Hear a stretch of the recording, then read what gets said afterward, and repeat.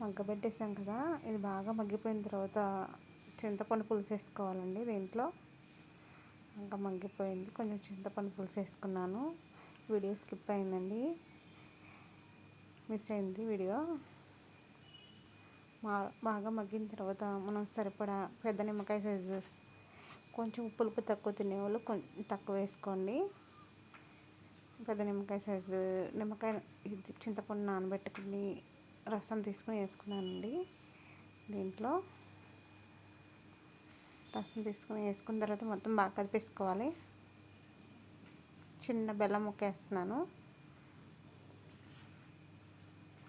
బెల్లం ముక్క వేయటం వల్ల కొంచెం టేస్ట్ వస్తుందంట, అందుకే వేస్తున్నాను.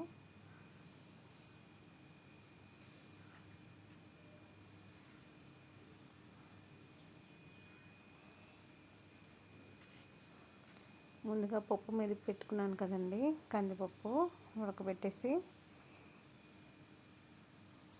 కూరగాయల ముక్కలు మగ్గబెట్టి తర్వాత చింతపండు పులుసు వేసాను కదా, ఇవి కొంచెం ఉడికిన తర్వాత ఇది తెచ్చేసి నేను ఈ పప్పులో కలిపేసుకున్నాను. వేసేసుకుని మరగబెట్టుకోవాలి. కొత్తిమీర కరివేపాకు వేసి బాగా మరుగుతుంది కదండి, ఎంత మరుగుతే అంత టేస్ట్ వస్తుంది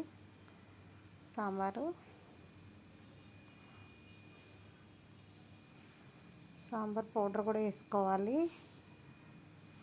మిస్ అయిందండి వీడియో. బాగా మరిగిన తర్వాత తాలింపు పెట్టేసుకుందాం.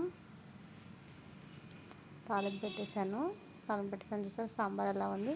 మీకు నచ్చితే వీడియో లైక్ చేయండి, షేర్ చేయండి, సబ్స్క్రైబ్ చేయండి. వీడియో చూస్తున్నారు కానీ లైక్ చేయట్లేదండి, కొంచెం లైక్ చేయండి please. Like and share. Thank you for watching my videos.